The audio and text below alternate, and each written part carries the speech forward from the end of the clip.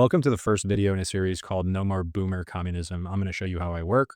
It's going to be kind of like a live stream, and we're going to go through every single thing I've written. We're going to actually rebuild Mark to Fantasy, which is my site, 76,000 lines of code, probably going to push it to 90 right now. And we're going to go through my most recent article. Follow me on Twitter. I'm being active there. That's where all the boomer communists are. So we need to get the narrative there. Obviously, you probably know I'm big on TikTok. You probably know I'm big on Substack. I'm getting bigger on Twitter. It's so hard to grow on Twitter, but apparently you keep on posting, something might happen if you have something to say that people want to hear. Claude is in terminal on the left. That's my boss. Actually, no, that's not my boss. I'm going to show you how I use it. It's really context engineering. It's basically what Claude's entire advantage is over OpenAI. It's all context. It's extremely crucial. I make a lot of money consulting with those tools. Obviously, it takes a base understanding. There's nothing I would be able to do if I wasn't a 10-year-old nerd reading economic papers before the global financial crisis. And that never stopped. There's just, for my age, a weird obsession with markets, probably because my dad was in the industry and a lot of people I grew up looking up to were also in the industry. And I just wanted to be at the adults table from a very young time. I have been rejected from the industry so many times. That's why I am the way I am, right? There's a certain innate factor, and what I wrote about in this letter to Bissett is we're all human. We're all shaped by past experiences. I've had to fight with a chip on my shoulder. And by the way, a lot of this is self-destructive, but also just, personality type. I'm not a safe pick to be hired, and I haven't been hired. I've been interview, and I've also blown up for the past 10 years or whatever it's been. So I figured just keep grinding, try to punch from the outside, and that's why I'm in the position I'm in. And now I'm going on podcasts and news stuff, and I'm like, talking to people that I looked up to and learned from, from a distance. And it's like, hi guys, I've been here for a while actually, but I'm glad you're paying attention to me now. Okay, let's go through the whole first. Again, first letter. These people are not investors. Let's go back and talk the story. 2023, I'm seeing shadow banking explode. I'm like, what is this? This is not going to end well. Pin it on my board. And I'm like, it's not going to end well. But at the time, we have NVIDIA blowing out every quarter. I'm like, this AI thing is sick. Really diving into the chat GPT. Like, okay, this is interesting. Learning what an LLM is. Like, wait a minute. This is just generated from the last word. It reads every word and it just makes a matmul, which, by the way, Martin Shkreli taught me what that is. But, I understood a matrix. So they're just comparing what's the probability of the next word being this? Pretty incredible. And that was the output. And then GPT-4 came out. I'm just sort of following the trend, but obviously I'm very bullish. I'm prone to being bullish, okay? When I tell you that the next global financial crisis is right here, and you're going to learn it in this video, understand, I wish it wasn't so, okay? I'm getting into the most accelerating prime years of my life for earnings power. I'm single. I need, Adriana Lima, okay? It would not be fantastic if we had a decade of lostness. And now I'm 40 and I'm bald. I don't like that. I wish it wasn't so. If this AI run just kept on going, I would make a killing. It's not quite what I'm rooting for. Obviously, I'm going to try to capitalize on the way that I see the market going. That is the name of the game. My biggest issue and what really animates me are two things. One, I just want a level playing field. I want the pitch to be flat. I don't want these Mickey Mantle, you go and there's a drain there and all of a sudden your knee's busted and your career's over. And number two, I'm tired of the debt. What have I gotten from the government? I'm so fucking tired of it. Excuse my language. I'm fucking tired of it. Okay. When I have kids, when I find Adriana Lima, I'm going to be like, welcome into this world. You're an American. That means you have $1 million in debt. I'm over it. And part of that is the system. The pitch is not even. I like capitalism. Right now, we have absolute total boomer communism. I do not like that. So in October, September, I start seeing, you know, bad news. I'd been paying attention to the Blue Owl. There's some negative news on Blue Owl, the funding, the meta stuff. And it's just like, it's getting funded in a market that just whack, and then I start looking into it and I'm like, holy crap, they're running leverage like I don't understand. And then I'm looking into it and I'm like, these EBITDAs are bullshit. Having said that, coming out of college, I've always had this feeling that private markets guys are just not investors. I think it's absolutely stupid because, there's some smart ones, but they just act holier than thou. And when I talk to them, they're just not, their IIQ, double IQ, investment IQ is just not that high. Their salesmanship, immaculate. I've never seen a salesman like a private equity guy. And that also extends for private credit.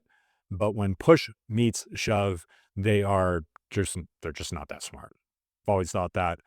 And so I've been keeping an eye because, I can tell people are going to lose a tremendous amount of money. Now, the question is it systemic or not? And I'm going to show you exactly how systemic it is. Anyway, in January or February, October, or it was like Thanksgiving, I come up with this thesis. I started talking about it. And I'm like, during the next recession, these guys are all going to blow up. Too high leverage, no moat businesses. Like, people think the Fed's going to perma bail out everything. The moral hazard's outrageous. They're running, to the tits. And by the way, they're using EBITDA instead of free cash flow. Then in January, I shelved it. And I shelved it because the color I got back was, you don't make money being bearish. And I'm like, okay, you don't make money being bearish. I see this as a massive tail event issue. All right, be a bull. Meanwhile, market has gone nowhere in that amount of time. It's actually down. Anyway, but it did go up first. Went to 7,000 like 400 times and kept on rejecting. Why? Because under the surface, there are major problems. Where that starts is private credit and private equity, but it goes far deeper, and you're going to learn how it goes into insurance. Now, private equity said in 2025, that was going to be their year. Lena Khan's out. Now we can get exits. Kind of a little bit of exits, maybe. Not really. Then they said, we're going to have the big, beautiful bill, tariffs, uncertainties down, the year of exits. We walk into 2026 and they run into an absolute buzzsaw, like something you've never seen. In January, I start picking up on it. In February, I just have a moment where I'm like, just going to rant. I'm just going to rant. I'm going to rant about how these people are not investors. This has been eating at me for the longest period of time. I look up to public markets guys. They're constantly tested. Their assumptions are constantly tested. They make money for the most part, unless you're Jane Capital or many of these pod shops with no performance, taking 5% fees, pass through, and giving back less than a 10-year. Most of the public market guys are paid for performance. VC guys, major problems, but they are paid for performance. They just dump it on retail investors and IPOs. But private equity guys and private credit guys, it's all about deploying capital. These funds are way bigger than a hedge fund would be in the public markets. Public market guys are used to having their views, their assumptions tested. Private market guys, there are no shorts. There's no way the mark can go against you because they determine the marks. And it is absolutely insane. So I came out with, these people are not investors. Huge blow up, millions of impressions. And I was like, huh? I literally put it on Substack. And then I was like, let me try out a Twitter article, copy, paste, put over. And why don't I show that to you? All of a sudden it was like, you're getting behind the paywall. You could also see it on Twitter. I'm going to open this up from the paywall. Ooh, I like my own post. Look at that. These people, what was I saying? There's a little problem with this. It's all deployment. Oh, this took off. I copied this and I put it over on Twitter. I didn't even format it. I just put it out there. I was like, someone read this. I'm pissed off. I want people to read this. And apparently a million people plus wanted to read it. It's like, interesting. I literally did not format the headers. You can go back and see it. I did not expect anything like that. But when it did happen, all of a sudden, um, I don't like that you're seeing revenue numbers, but alas, whatever. Um, all of a sudden, I'm getting inflows. And I kind of wanted to talk about where it comes from. That's retirement is the collateral. And that's just simply, it's not their money. It's pension funds. Quite frankly, when I came out with that, I figured out how much of insurance money was in there. And that was a little bit of a shock. So I built a site, and then Larry Swedroe, you guys got to see Larry Swedroe. I imagine that you guys are younger, right? Because you're paying attention to a guy, stream of conscious thing on YouTube. You got to see this Larry Swedroe guy. Who is this guy? All of a sudden he's going after me, and it's the weakest thing I've ever seen. No thanks. Let me read. Oh, he blocked me, but I can now see. Look what he wrote. He wrote payment in kind. Payment in kind is good. Analysts. So he doesn't mention me. This is all after me, and he just doesn't mention me. And I go, Larry, 58 of those picks were the bad kind of picks. Block. This guy is paid to promote stuff. He writes on Morningstar. It's absolute trash. He's writing these BS boomer books, and he sucks. So right, he like tried to address all of my points, and he's like, CCLFX maintains minimal cash on purpose, and it's like, okay, yeah, we all know they're allergic to cash drag. This is ridiculous. He's basically saying they've been up every single month, and I'm like, yeah, that's kind of the point. They have a better Sharpe ratio than Bernie Madoff. Anyway, ignoring the full picture, he's ignoring the full picture. He's not talking about the unfunded liabilities. He's a joke. We know that. Larry Swedroe clapped back, setting the record straighter. Then he blocked me. Then we have how the sausage is made. I built this whole site. So you guys got to check out this whole site. I'm going to reload it for you because it's pretty dopapontimus Rex. And we're going to rebuild this right now. So after I go through this, I'm going to show you on Claude how I rebuild this, bunch of chapters. I need to update it. And that's why I pulled up over here everything I've written, because then the question becomes, how do I synthesize this, have Claude plan, use multiple sub-agents to go at it from a different angle? And how do I talk to Claude in order to get the outputs that I do that are not the best, but are probably better than you? No offense. And also, I've been super shocked at how many smart people are like super dumb consistently through my life. I made a map of where all the money's coming from pensions. We're going to build through this, stress tests, screeners, funds, banks, hot potato. I love the hot potato. You're looking at deals that have gone private equity, public, private equity, or private equity, private equity, private equity. They just buy from each other, or they do extensions. If you have seen on TikTok, or if you're OG on Twitter, you see me go off on car washes, no free cash flow, $7.5 million greenfield for magic carpet rides for car washes. Okay. It's absolutely insane.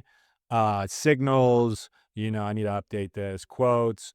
Hey, it's me. I'm quoting myself.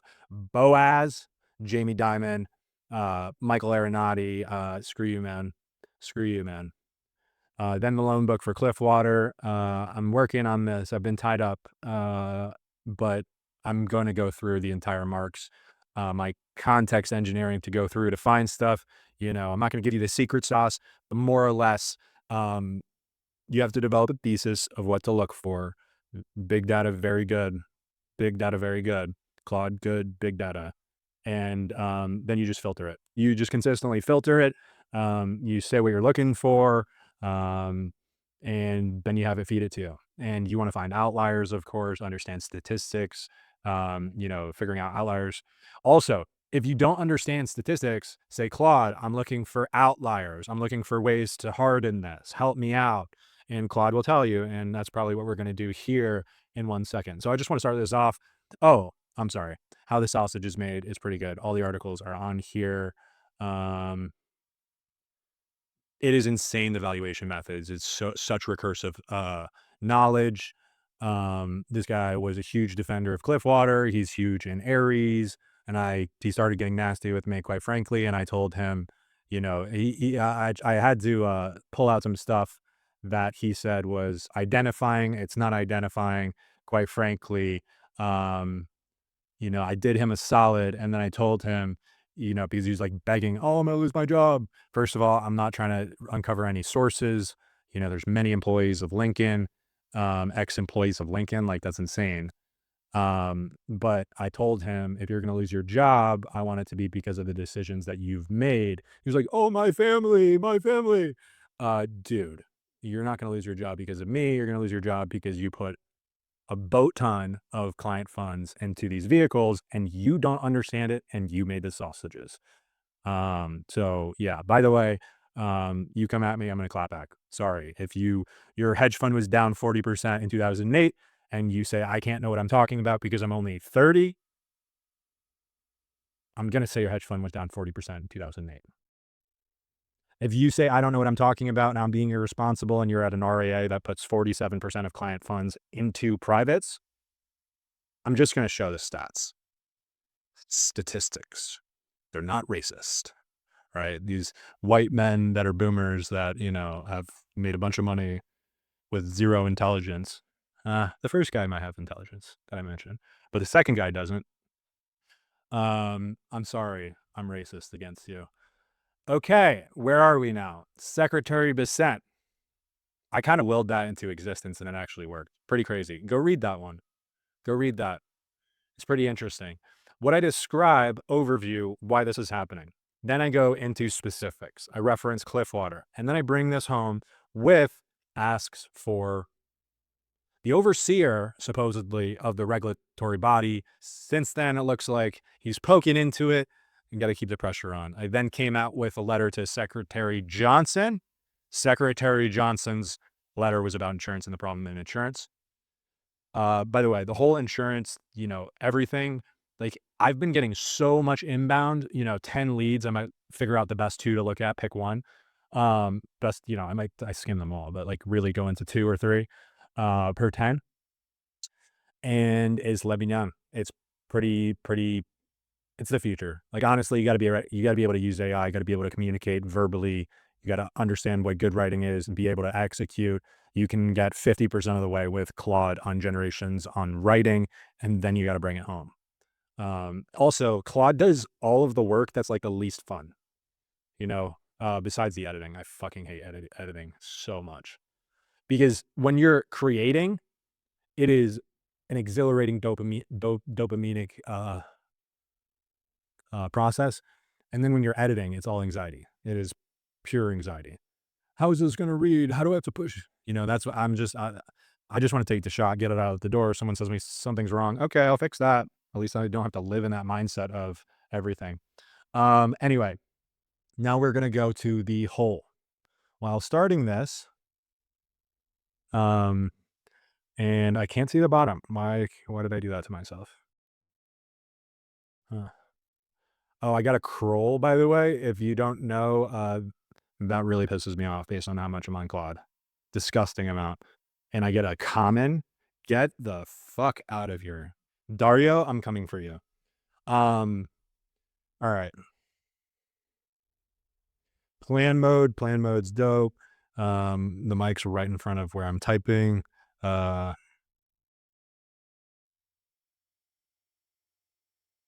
Figure out what's on Mark II fantasy and develop a understanding of the narratives, user experience, and with the new articles, tell me how to rebuild or integrate. All right, so that's going to get cooking. Let's talk about the whole. People say that there's nothing systemic about private credit. They think that it's just going to unwind. Funds like Cliffwater are going to go bankrupt, because they've nepo maxed and everything's going to be fine. No, it's not. It's not. Private credit is just the trigger. Okay. The real mass of the issue lives in the Bermudas. It lives in the Caymans or the Barbados or Ireland on insurance and annuity balance sheets, insurance annuity industry, $10 trillion. Okay. That is over 1/4 of the entire debt of the federal government. Okay. Do we understand? We are talking about private credit. That's 3.5 trillion. People like to segment, oh, but BDC, but it is many trillions. Private equity on top of that. That's a huge chunk. I don't want to diminish how big PE and PC is, how much that's going to affect wealth destruction. People are spending money, especially top 10%, because they see private marks go up and up and up. You're not as rich as you think you are. Okay. Fake marks, fake wealth, a lot of fake wealth in the entire system. The biggest problem, the biggest mass of the issue is in the Bermudas. And what happens is there's reinsurance. So somebody writes an annuity, Athene, Prudential, MetLife, Lincoln National. The list goes on. There's 670 of them. Those are some of the bigger ones that are public. New York Life is a mutual. Just know if you're in a mutual, thank God, your financial advisor, although this whole thing is stupid, just buy a 30-year and put 20% equities and you'll beat all of them. But at least your financial advisor is not a joke if you're in a mutual. There's some mutuals that are bad, but it's less likely. So what they do is, what is an annuity? Let's talk about what an annuity is. Larry Swedroe, your career's over. Goodbye.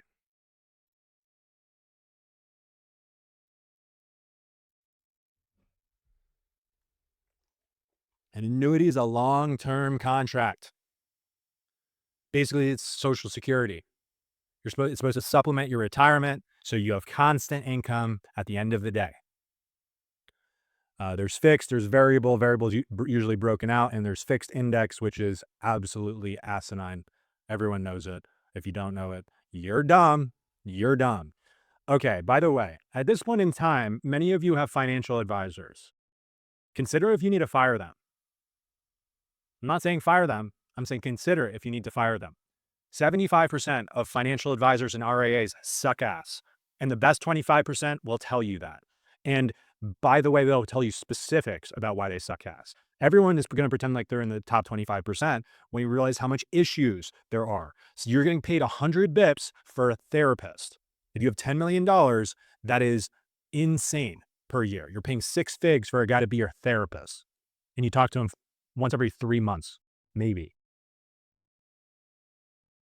They put a lot of money, mostly, rich people don't do annuities. Here's the difference, okay? We're going a lot of different places. Bypass this, get ready to go, Claude. By the way, how to set this up, you can go to my Substack. I'll tell you, you're just going to go in browser, Claude in browser. Hey, how do I set up Claude in terminal or command center? Okay. Then you copy, paste, and it's going to be like error. And you say copy, put back. And then it says, oh, it's not in your path. Copy, paste. I'll tell you how to put in your path. Error, copy, back. The worst part, as soon as you get it going, usually I like to pay attention to it, but it's just working. It's just working. I can always come back to it. Yeah. Copy, paste, Claude. I don't even know where I'm going. Okay. Annuities. Because it's a long-term contract, that means that they believe the capital is permanent. You're either going to pass away or you're not going to pass away, but you're eventually going to pass away. And they just do calculus based off of that. Same thing with life insurance, is the same sort of math. And they try to get excess returns so that they have profits for shareholders or they're a profit center for private equity. And you're going to learn why the short-termism of the market, we see this in public markets all the time. Executives want to beat every single quarter. They want to raise dividends quarter after quarter. That leads to bad long-term decisions, as you'll see with MetLife and Prudential. By the way, someone get me a CDO plug, please. Okay. As much as I want to do this on just change it, because a level playing field, I have absolute confidence in my abilities to beat fair. I don't know if everyone can say that, but I also think I can make a significant amount of money. So hit me up if you have CDO plug. Oh, excuse me. What am I saying? CDS plug. I'm thinking the CDS and the CDOs. Credit default swaps, people. I need, and everyone's going to need, and you're going to realize that after we go through this.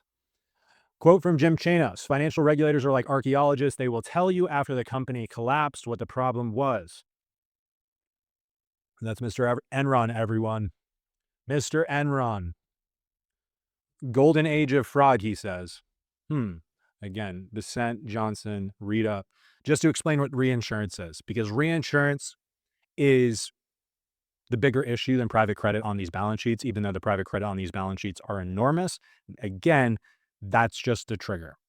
It's just a trigger. Reinsurance is simple. An insurance company pays another entity to take some of its risk. Could be asset risk, could be in property and casualty. It's like if there's a massive hurricane, hey, listen, if we have this many claims, you take a little bit. They're all doing spreads and hoopla. Originally, totally legit. As you're going to learn, not legit anymore. The U.S. life and annuity balance sheet. Get this. Did I tell you before? $10 trillion. Can you even remotely understand how big that is? Nope, nobody can. This is about the phantom underneath all of it. By the way, okay. Again, I put out the speaker to Johnson. I'm talking about the leverage and how that's the mass of the issue. I'd seen a podcast from Steve Eisman, Mark Baum from The Big Short. If that's all you know about Steve Eisman, that's him. Having on this guy called Tom Grober. Tom Grober's talking about insurance as I'm beginning to look into it.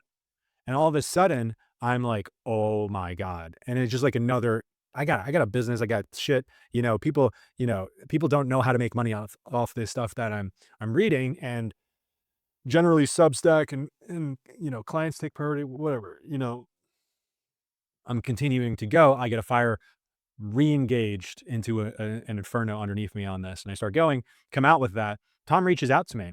He's like chasing me down. And I'm like, oh, hey, Tom, let's talk. Over the past week, we have spent hours and hours on the phone walking through how this all works and mapping it out. And that's what you're going to see here.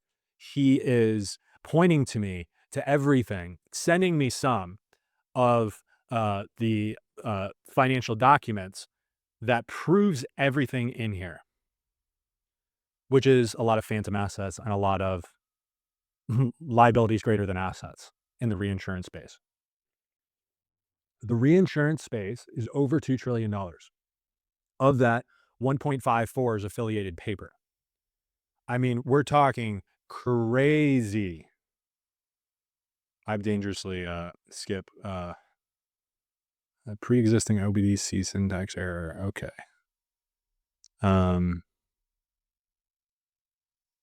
So anyway, it's just context engineering. I just got to push it along, really. Oh, yeah. So then I'm going to do agents and different contexts. I actually forgot to do that. I'm kind of distracted. I should have done that to begin with. Okay. So we're going to use subagents. Plan mode again. Design subagents to harden, criticize, and synthesize and multiply them. Roles you see fit. From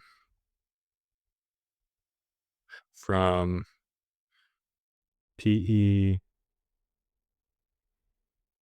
to PC lobbyist, we're going to trigger and defeat them. That should be good enough. Not my best work. Not my best context engineering. This insurance, again, these balance sheets are levered. Capital surplus is 670 billion. Obviously there's a massive spread in how levered people are. Mutual funds are better than most. So we're talking about 6.7% of total assets is in reserve. 100 divided by 6, 17 times levered. 16, I don't know, something like that. There's a huge spread. The affiliated paper that is in the Bermudas is more than double that. So that better be good. That better be good. And as we're going to see, mm, there's no evidence that it's good. Gober found 3 Vermont captives that Brookfield has a decent, it's not S tier. They want to be. They want to pretend like they have 120 years of history. They do not. They purchased a Brazilian utility company that had 100 and whatever years. They're kind of joking, and they're trying to dance into the indexes in the US, and the S&P was like, Dikembe Mutombo, no, no, no. So they're kind of, posers, honestly. But they're respected, and honestly, they're decently smart at what they do. They're just not top tier, as they wish they would be. Um, so, as I'm saying posers, I mean top tier posers. Um, and there was 3 Vermont captives that kind of like ripped the cover off of all of this. Gober has been in the industry for 42 years. There's nobody more qualified in the United States than him. Not a single person in the country. Ask anyone in the industry, anyone, any lawyer, anyone, like people that look from short reports, anything. Gober is the guy on insurance. He spent 10 years, maybe 12 years working in a basement in the FBI, maybe a couple years undercover, bringing down criminals. Every single time he was successful. This guy is the accountant from the accountant. Okay. Except he's Southern. Whatever you imagine Ben Affleck, Tom Gober being, when talking to him, the amount of off the top of the head stuff that like I'm pretty good at, this guy is insane. Definitely savant. Definitely a savant. He was deep into AIG. He helped bring down irregularities. Gretchen Morgensen, a Pulitzer Prize winner now with NBC Investigative Reports, has been working on a story for a long time. I'm really excited to see what she has to come out with, but she has a different standard of having to check everything than I do. For me, it's just that's it. That's it. I mean, I spend a lot of time on it, but I hate the ninth inning more than anyone else. And quite frankly, I don't care if I'm 5% wrong and 95% right. Eisman brought him on the podcast, as I told you. I was already going through Athene's 9,600-page filing, using data, using Claude. And basically, he's been going after these guys forever. And they've been doing a little jump around. Didn't always start this way. It started with the demutualization. That was the 90s and 2000s where they're going profit. Okay. I said mutuals are better. Mutuals are like the Green Bay Packers. A mutual insurance fund, if you are a policyholder, you own the business. You understand? There's nobody taking profits out. Why would you not do that? They're trying to make money for you so that they can charge higher returns. There's no excess risk there. Everyone else that's trying to beat a mutual rate is taking significantly more risk because understand they're trying to extract profits. Okay? Choose a mutual. It's in your best interest. Choose the best one. Some of those guys are really smart. Having said that, I don't think really anyone wants to choose anything for a while because even the smartest mutual fund guys think that this isn't going to affect them. It is going to affect them, but just don't panic if you're at a mutual and the mutual is good. New York Life's fine, stuff like that. Gober, again, has been on this trail for a long time. What is really important to understand is that they try to hide everything. Even the NAIC, it's behind a paywall. You have to pay a fortune to the S&P in order to get data. But Brookfield screwed up. They made this acquisition for AEL, American Equity, and they told their technology team to put out the statements. Their technology team didn't realize that you're not supposed to put out the statements on captives. What was found was 3 captive domiciled in Vermont. AL Re Vermont 1, 2, and 3. The first captive, 16 million in bonds, 23 million in stocks, 72 million in cash and equivalents, 16.5, call it 17 in other invested assets. God knows what those are. Their total was $128 million. Then the balance sheet is basically empty. scrolling all the way down until you get to an XOL asset for $1.48 billion. What's an XOL asset? Hmm. Hmm. An XOL asset is an excessive loss reinsurance contract, a promise from a third party to pay losses if it exceeds a certain threshold. It's basically like buying a put on your assets. Doesn't sound so bad, right? Buying a put on your assets sounds safe, don't it? But you go to where they bought that XOL asset from, Hanover Life Reinsurance, which is in the center of a lot of this. You're going to see when it says AEL Re on their Schedule S, it says, you see the line item AEL Re, Vermont, amount in force at end of year blank, reserve bank blank, reserve blank for a $1.48 billion contract. Okay. Premiums, 11.6 million, 1.48 billion insured. They booked it for that, $11.6 million for premium in 1 year. 1%, less than 1%. We're talking about 60, 70 basis points. It's really low. That's really low for a put.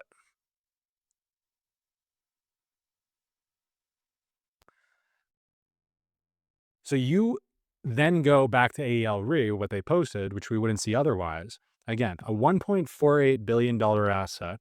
And then you look at Hanover Life, and they have zero in reserve. All of those zeros mean they do not expect to pay. Understand what that means. They are booking $1.48 billion in an XOL asset that, by the way, does not pass the NAIC standards, and the other party does not expect to pay and is only getting paid 70 basis points, 60 basis points. That is not real. Hanover never expects to pay. What that does to American Equity is it takes them from what would be negative 1.3 billion in AEL1, AEL Re 1, takes them to a positive 128 million. Oh, excuse me. Something like that. The total in phantom XOLs for Brookfield, which we can see, we can't see much. We weren't supposed to see that. Tom found it, is $5.6 billion, or excuse me, $5.28 billion. That would be negative. So Brookfield acquired an insurance company, to be very, very clear. They acquired an insurance company to get captive assets so that they can immediately become the asset manager. And then they go and get these phony XOL assets so they can drain their true capital. And then they get paid a management fee for all of these policies. Brookfield will call this vertical integration.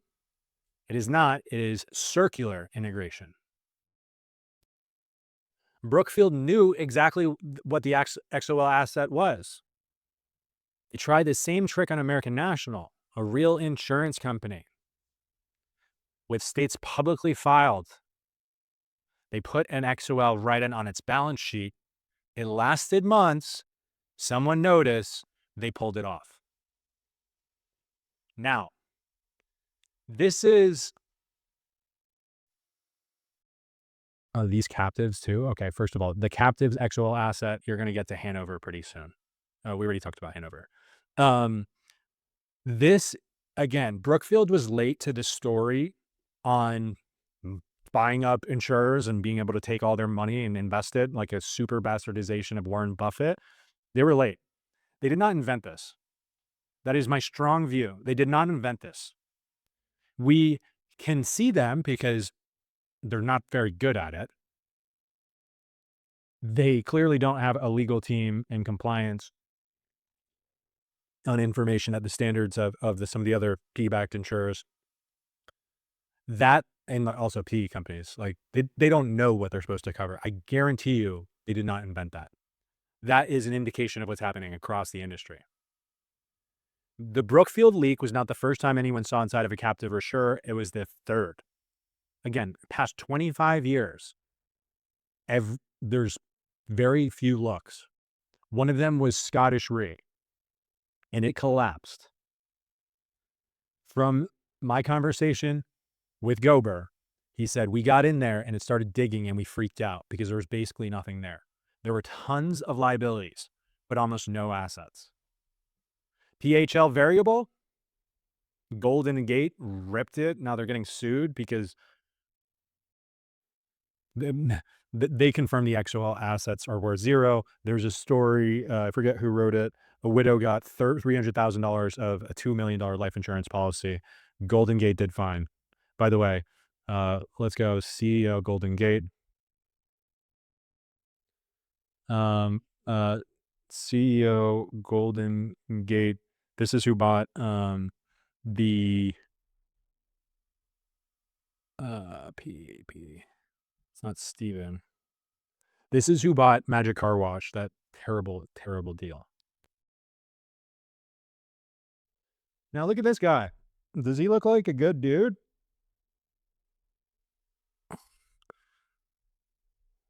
Let's just say he had some modeling issues in the islands with a guy named that was a financier.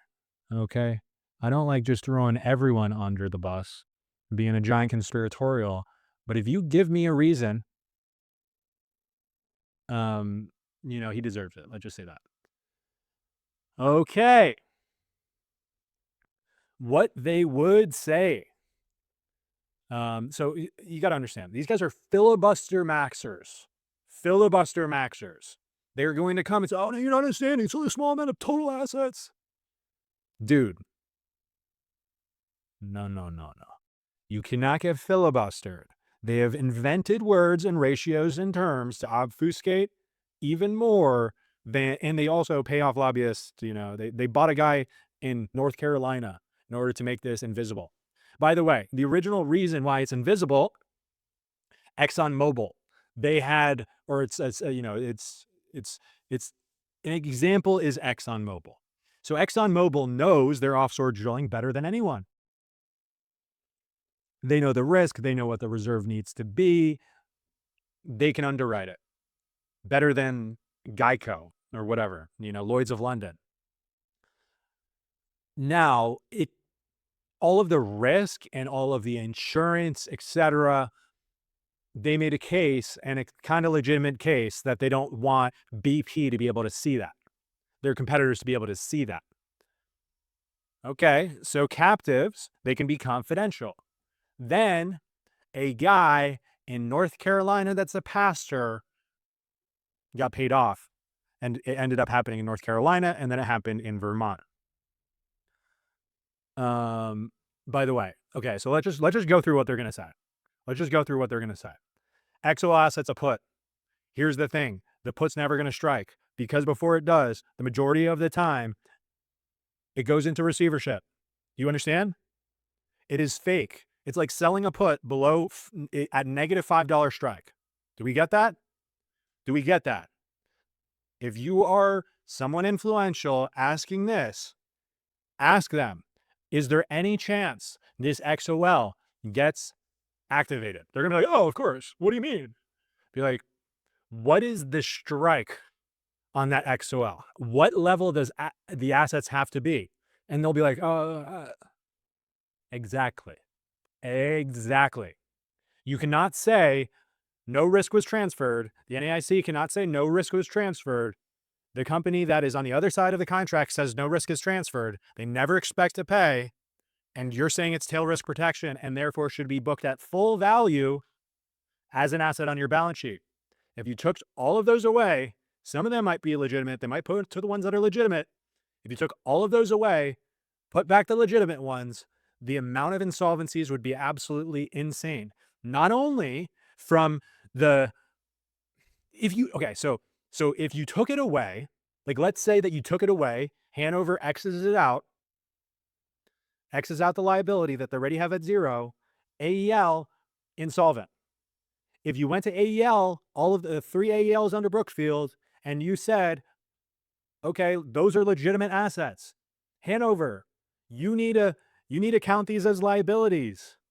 Remember the accounting trick. You know, Hanover's going to say, oh, we just need a little bit in reserve. You have none in reserve. You don't. And then Brookfield through AEL is going to put the entire value of the contract, 1.8 billion, 1.58 billion, in total of 5.28 billion. Then Hanover, at the way that this ridiculous accounting works, might put a reserve of 150 million. That would be the legitimate way to do it. But in reality, if they have to pay, if that's a real $5.3 billion, Hanover is insolvent. If Hanover is insolvent, they have 230 different contracts with insurers where they're guaranteeing, and all of them have to wipe their actual assets that are probably fake anyway. So this entire insurance game, the money better be good. The money's not good. Money's not good. It's simple math. Honestly, if you think I'm stupid, good, because it's not that hard to figure this out. Okay? Okay? You just got to be smarter than me. And I'm stupid. Okay? This is fucking simple to understand. They're not good. The industry is also going to say the captives are adequately supervised by their domiciled state. It's like saying Delaware adequately supervises the incorporations there. They're there for a reason. Vermont has eliminated the possibility to even discover them under subpoena. The NAIC, the federal rules are one thing, and Vermont just says, nah, you guys can do that. You guys can do that. You want to know why? Because I say so. The order of events, Mr. President, executive order that's ridiculous. That should not exist. And by the way, 53, 52 of the other insurance commissioners out there, because there's a few that do this, you should be speaking up. You should be speaking up, and you should vote for your insurance commissioner in this upcoming election. It's important. It's $10 trillion worth of important. Okay, that's bigger than the Federal Reserve's balance sheet important. You understand that important? Okay, Jerome Powell, wake the fuck up.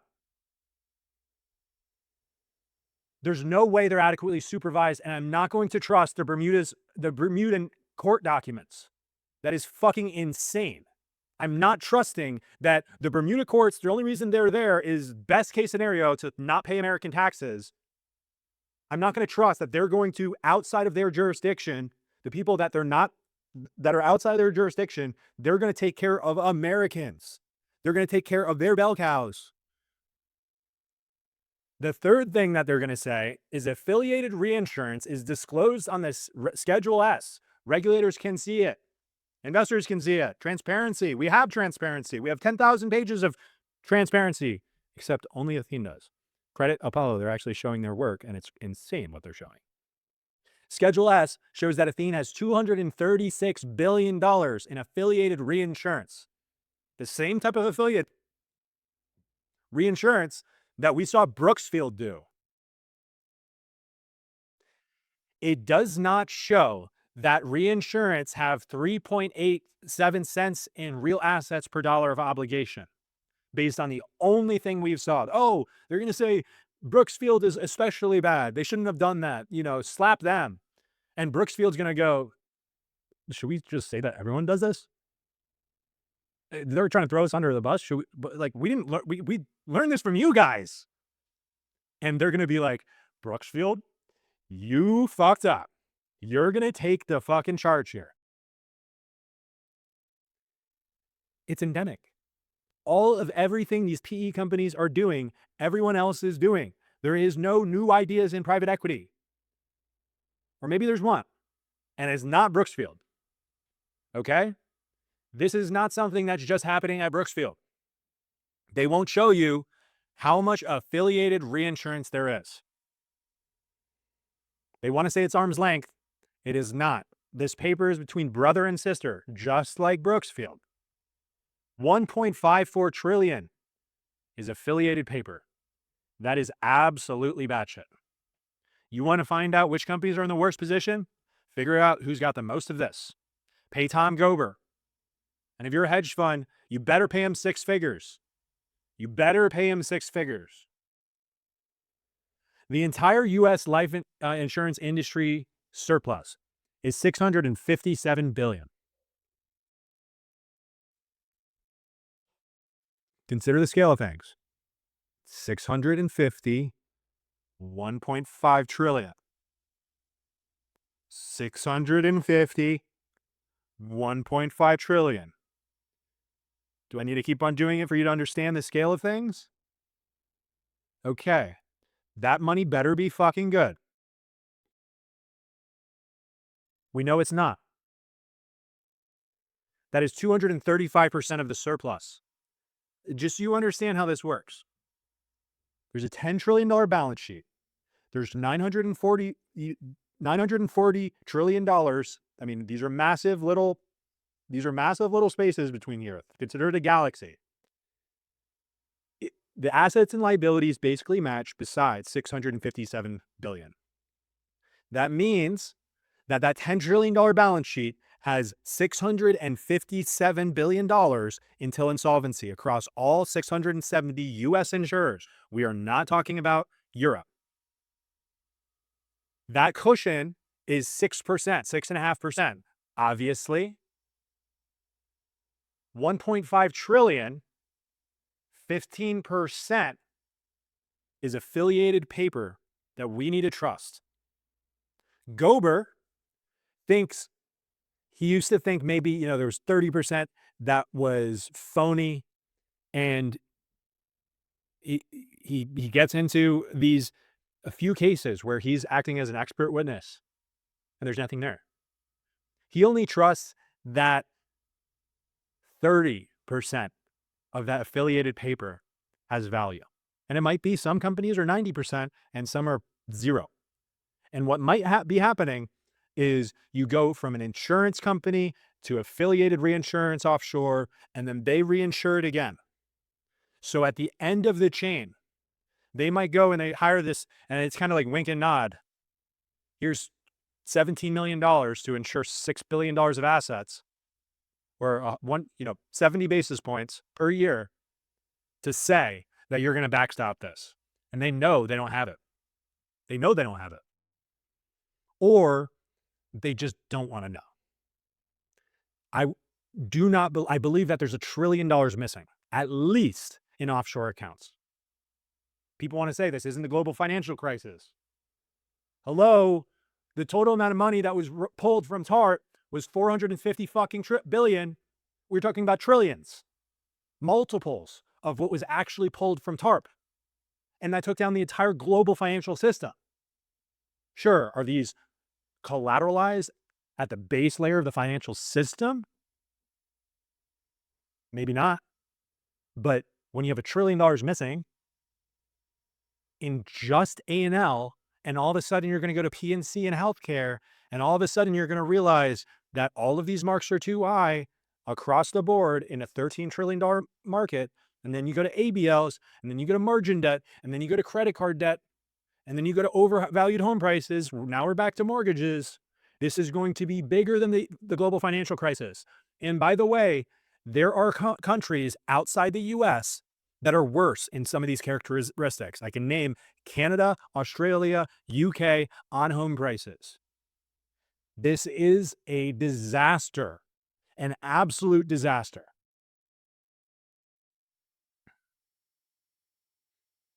I'm not doing too much on Claude. I'm too locked in. Here's the list. Here's the league table of the most affiliated reinsurance. Go through these. Now, you can do it as a percent of assets. What you need to do as a percentage of capital reserves. This is the main component that is the most highly questionable, that is likely to be at least half phony.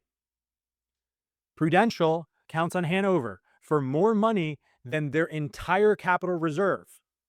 You guys, you got a CDS plug? Someone get me a AA, AAA rated CDS on Prudential, please. Hello? I need an SPV. I need a CDS. I need it to be 3 years. Right now, my bid is 65 bips. I will give you 20% of carry. Let's go, please.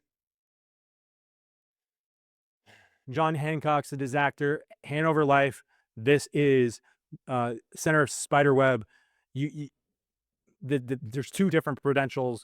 Lincoln National, Equitable Life, also merging with Corebridge that rolled out of AIG. I think all disaster, disaster, disaster. First All America, huge name to watch. American Equity Life, Brookfield, you are dumb. You are dumb. Their CEO, by the way, has built their insurance business. Their new CEO for BAM, BAM, ticker BAM. They will challenge that half of it's phony. Okay, show us. Show us half of it's not phony. Show us. Oh, you can't prove that. You can't prove it exists. You won't prove it exists. That's the whole fucking problem here. If there was a single commission launched from Congress, this whole fugazi would blow up real fucking quick.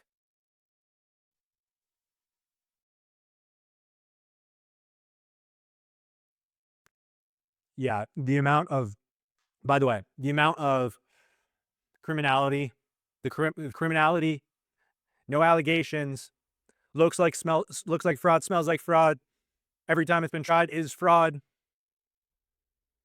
Apollo argues, and they did this before they were able to acquire officially outright Athene. They co-founded it in 2009. They argued, this is a Financial Times report, Financial Times, get on it. You guys are you have someone on it, but just like be loud. They argued that its interests are aligned with those of the insurer since it would be on the hook for policyholder losses. That statement pierces the corporate veil. All interactions pierce the corporate veil, in my professional opinion. Understand that. If you're an investor and you're trying to buy these stocks that have PE-backed insurers, you say it's non-recourse, read that line. Read that statement from Apollo. To the people who write the rules, they say it's recourse. They might not say recourse, but they give every impression that it is. To the people that invest in their equity, their stockholders, their investors, they say it's non-recourse. They say, you guys are, our forward P ratio is 11. You guys are worried about the wrong thing. And by the way, it's not even recourse. Remember that. Remember, a alcoholic in Santa Barbara said this. That is recourse. That will be proven to be recourse. And the amount of money at stake here and the powerful interest, yeah. Remember, I said so. And then also forget that.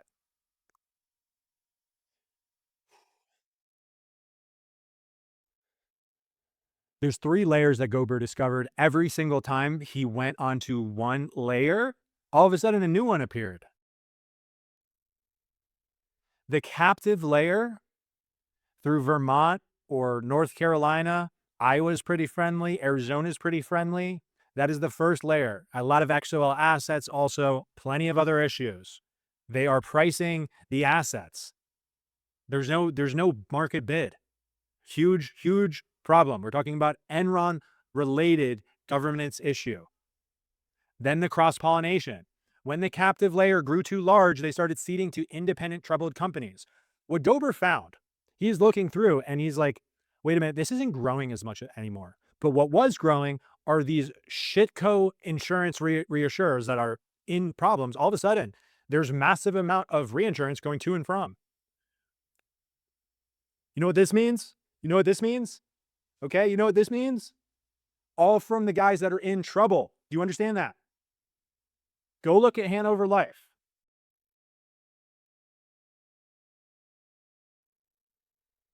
First All America Life Insurance. $100 million in surplus, $22 billion in affiliated reinsurance. They have a contract. I got it wrong before. It's First All America. It's not Hanover. With MetLife. Oh, I was talking about, I think that might be right. With MetLife. And I told you MetLife is one of the good guys. That is $10 billion. Actually, I need to check this. Hold on.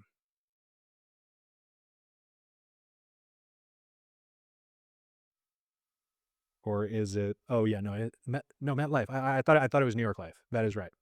As I said before, I was wrong. On Hanover, it is First All America backed by KKR. That is bigger than the entire, oh yeah, duh. That is bigger than the entire statutory surplus. Meaning, First All America cannot, that asset is no good. MetLife should go into receivership today. CDS, please. Layer 3, the 7 funnels. You know, we're talking about the reinsurance game. There's 7 companies that have 550 carriers run through them. You can calculate the, they're all insolvent. That's how they're all insolvent. Okay? You understand? Those 7 companies are backing 600. They have no money. They have no capital. Someone do the work. They have no capital. Oh, wait, we can't actually see what they have. I'm telling you, they are insolvent. 231 Hanover Life. They have intent. I love this. I love this. I love this. Word for word from Tom Grober from our private discussions to Friends of Bill. They are intentionally set up a system that if nothing fails is extremely brilliant. It is the most efficient possible machine. But if even one thing goes slightly wrong, the dominoes are set up so they all fail. That one thing, private credit. That one thing is private credit. The bailout, man, we cannot have a shadow bailout. I'm going to be so mad if there's a shadow bailout and everyone walks away. You want to talk about, inequality and, oh shit, $750 billion every single year in fees and private equity, private credit, and, probably another 250 just in, all the banks, all the auditors, it's probably $1 trillion a year that gets extracted from the system. And you wonder why there's wealth inequality. And you wonder the other, maybe potentially bigger reason for wealth inequality. The Federal Reserve says it's not systemic, but they're watching. But Jerome Powell's watching. Most hedged man I've ever seen in my life. The morphine. I love this quote. Jen Rhee, another example, subsidiary of Berkshire Hathaway. Go, Becky Quick, go ask Warren Buffett about this. Tom Grober worked their criminal case. Reinsurance scheme in AIG.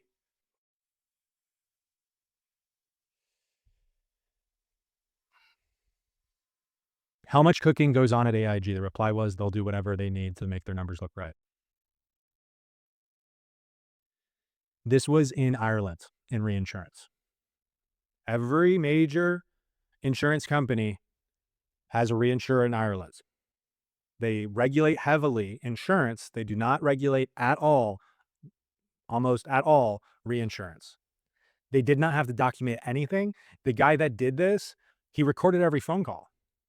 And the reason why he recorded every single phone call was because that's how he kept notes. That's why he went to jail. He said these deals, the CFO said, these deals are a bit like morphine. It's very hard to come off of them. We are in fentanyl addiction in this space. 100% fent max. It's getting hot in here. I'm overheating this room. And I'm heated. That's why. If even half of this is bad, 113 billion, Grober thinks it's more than that. Just do the math. I hope you realize how big of an issue this is now. I want to talk about the mechanics of how this starts and how this happens.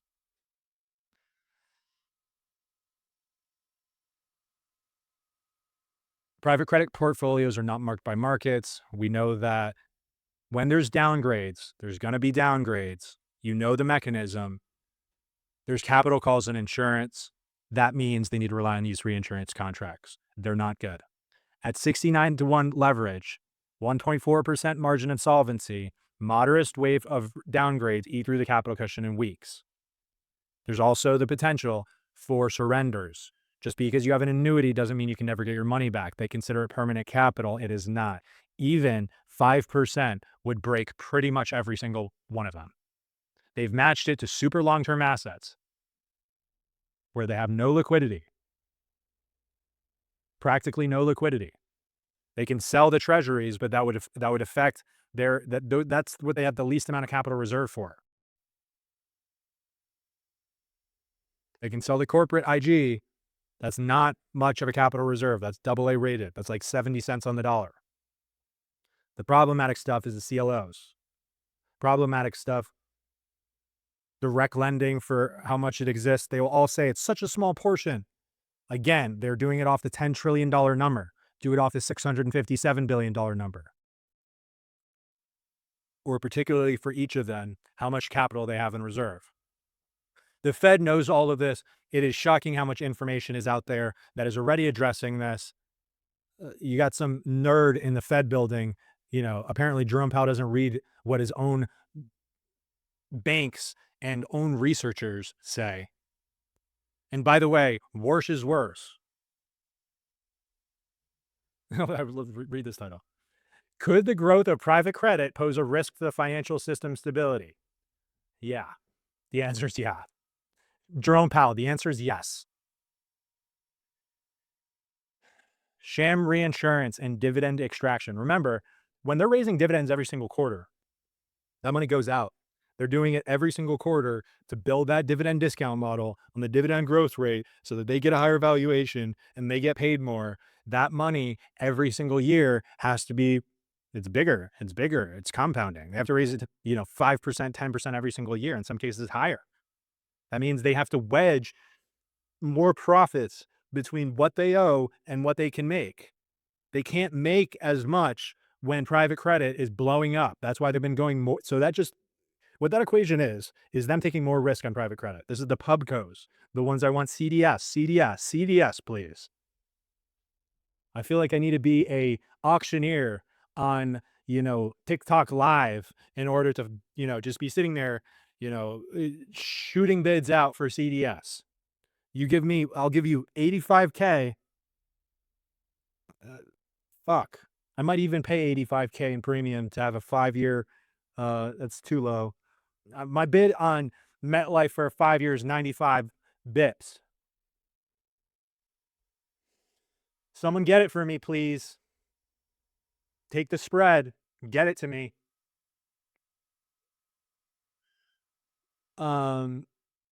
Yeah.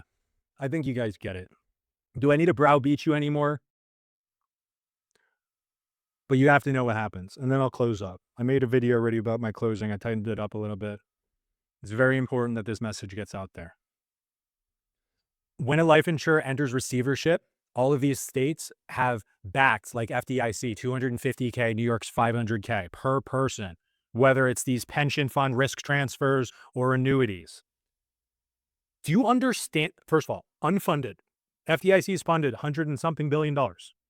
SVB went under. FDIC, for a moment, it was like, can we cover that? They covered it. It was fine. First, Republic, whatever. All of them were fine. The New York one.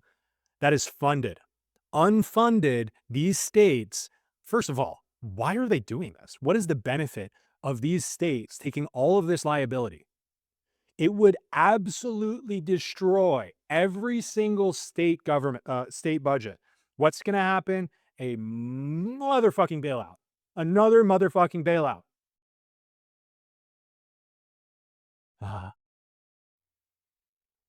Again, I'm not a journalist. You can tell. I know addiction. These guys are addicted to fees.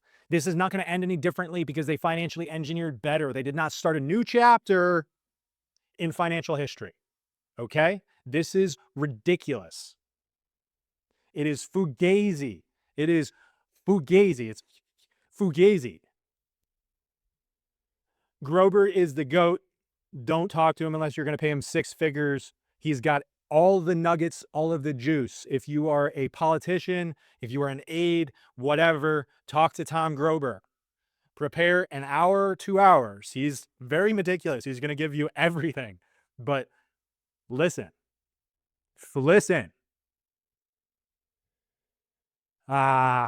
Okay. We're done. Do you guys understand? You made it to the end.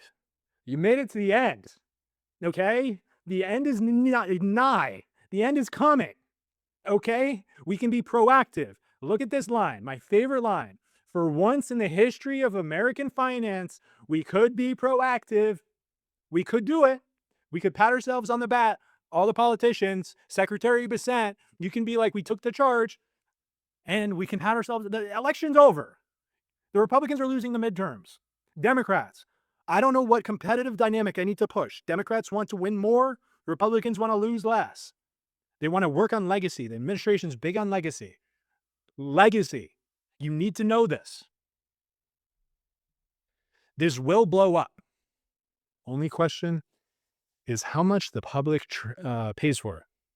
Remember, very specifically, every single time this has happened, the auditor has written a fat check.